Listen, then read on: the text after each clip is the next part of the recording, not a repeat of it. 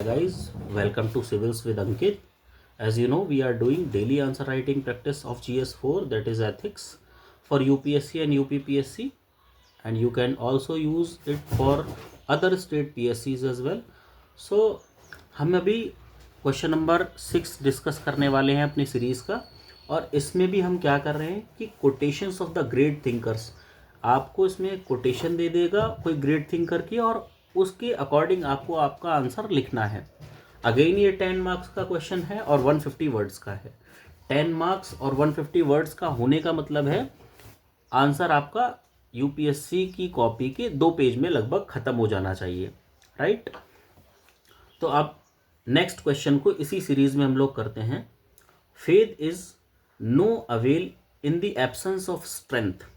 एक तो फेथ के बारे में बोला है, एक स्ट्रेंथ के बारे में बोला है, राइट, कि फेथ नहीं हो सकता in the absence of strength. Faith and strength both are essential to accomplish any great work. किसने बोला है? सरदार पटेल ने। अब आप याद रखिए, इन कोटेशंस को भी आप याद रख लीजिए, क्योंकि अगर कहीं फेथ या स्ट्रेंथ की बात आई तो हम सरदार पटेल के इसी कोट को उठा के, जो क्वेश्चन में दिया था उसी कोट को उठा के किसी के आंसर में फिट कर सकते हैं, राइट। तो आपको इनको भी धीरे धीरे देखते हुए चलना है कि PYQs क्या पूछे हुए थे लास्टली। अभी आप 7 मिनट्स लीजिए, वीडियो पॉज कीजिए, अटेम्प्ट करने की कोशिश कर लिए, देन उसके बाद हम आते हैं, right. I hope that you have attempted well. अगर हम आपके प्लेस पे होते तो इसको कैसे कर रहे होते, देखते हैं,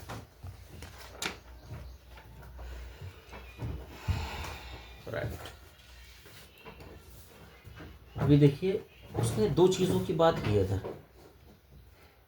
एक तो फेथ की बात की है, रफ पेज पे देखेंगे, फेथ एंड स्ट्रेंथ बोला है। ये अलोन नहीं चल सकते। जहाँ फेथ होगा उसके बैकिंग के लिए स्ट्रेंथ होनी चाहिए, तभी आप कोई ग्रेट वर्क कर सकते हो। अगर कोई ग्रेट वर्क करना है तो faith and strength should go hand in hand, right. तो ये दोनों साथ साथ में चलने चाहिए। अगेन, या तो आप करंट कॉन्टेक्स्ट से इसको डिस्कस कर दो, या क्वेश्चन के कॉन्टेक्स्ट से डिस्कस कर दो कि क्वेश्चन क्या कहना चाहता है, या फिर आपके पास में कोई कोट हो इसके लिए। तो मैं इसको अभी प्रेजेंट कॉन्टेक्स्ट के अकॉर्डिंग डिस्कस कर देता हूँ। In present context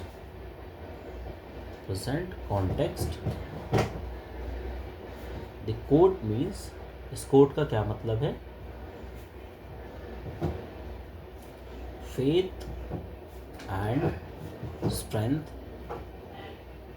Faith means integrity, strength means courage, fortitude, right? Fortitude या strength एक ही बात है। Both are complementary.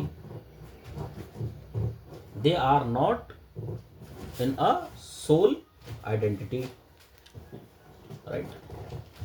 To accomplish a great work,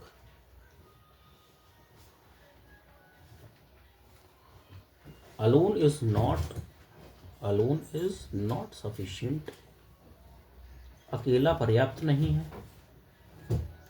further इसका क्या मीन्स हो सकते हैं?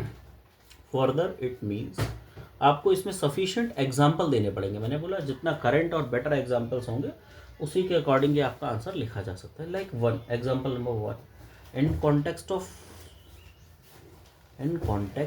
इसको जस्टिफाई करना है कि कैसे फोर्टिट्यूड और स्ट्रेंथ दोनों चाहिए किसी काम को करने के लिए, अगर कोई बड़ा काम करना है तो in the context of development, अगर मैं पॉलिटिकल डेवलपमेंट की बात करूं, स्पेशली पॉलिटिकल डेवलपमेंट, अगर कोई पॉलिटिकल डेवलपमेंट करना है, one should also consider due process of law rather than following just procedure established by the law.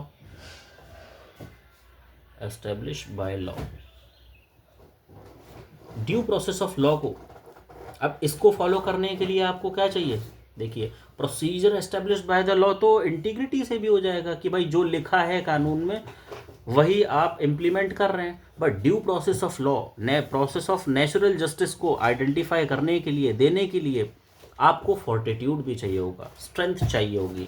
तो इससे जस्टिफाई होता है कि कैसे स्ट्रेंथ चाहिए, देखिए कैसे इंटीग्रिटी के साथ में, कैसे आपको फेथ के साथ में फोर्टिट्यूड का बैकअप होना ज़रूरी है, तभी कोई ग्रेट काम हो सकता है। तो एक पॉलिटिकल डेवलपमेंट में इसका हमने एग्जांपल दे दिया। दूसरा एग्जांपल है आप इंटरनेशनल रिलेशंस, इंटरनेशनल रिलेशंस में भी दे सकते हैं, like along with faith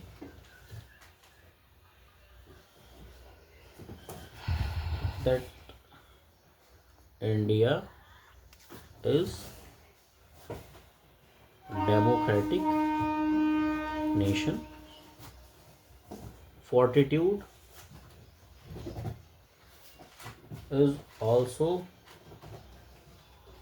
needed to follow the constitutional morality.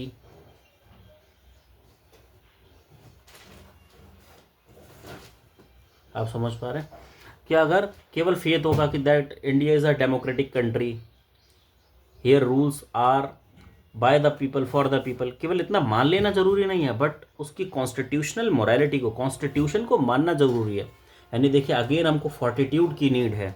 केवल इंटीग्रिटी से काम नहीं चलेगा, केवल फेथ से काम नहीं चलेगा कि इंडिया एक डेमोक्रेटिक कंट्री है, उसके साथ में हमें ये भी फोर्टिट्यूड, ये साहस चाहिए कि हमें कॉन्स्टिट्यूशनल मोरालिटी के साथ में चलना है, which is given the constitution, every law which is given the constitution, we should have the faith. Again आप एक और एग्जांपल दे सकते हैं इन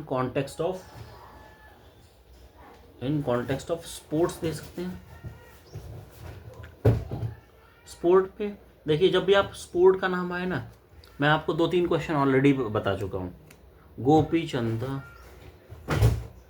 कोला एड, गोपी चंदन का कोला एड बताया था आपको कि गोपी चंदन एक स्पोर्ट्समैन है जिन्होंने कोला एड को डिनाई कर दिया अपने स्पोर्ट्समैनशिप की इंटीग्रिटी पे। तो आप देखिए डिनाई आप ऐसे नहीं कर सकते कि आपको ऑफर दिया और आपने डिनाई कर दिया, आपने सोचा, ये आपकी इंटीग्रिटी है, लेकिन डिनाई करने के लिए अगेन फोर्टिट्यूड चाहिए। तो again it should be backed by fortitude. he not only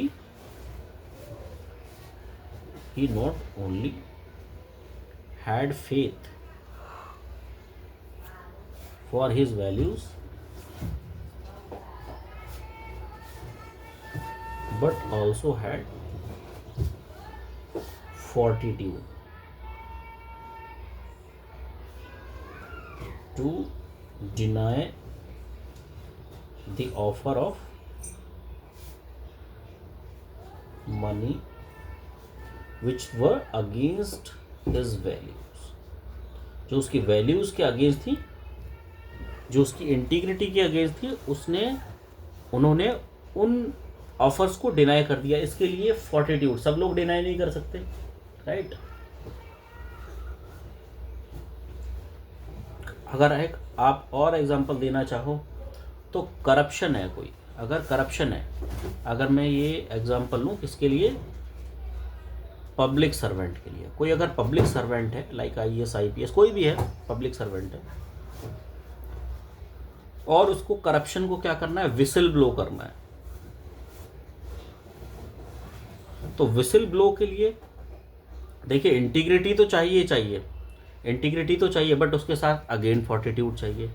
faith must be backed by fortitude. अगर आप में फोर्टिट्यूड ही नहीं होगा तो आप विसिल ब्लो ही नहीं कर पाएंगे, राइट। तो कहने का मतलब है faith and strength they should go hand in hand. This is faith, this is strength. Again मैंने आपको बोला था एक छोटा सा डायग्राम बना देंगे और ये हो गया ग्रेट वर्क। अगर आपको कोई बड़ा काम करना है then faith and strength they should go hand in hand. अब ये तो हमने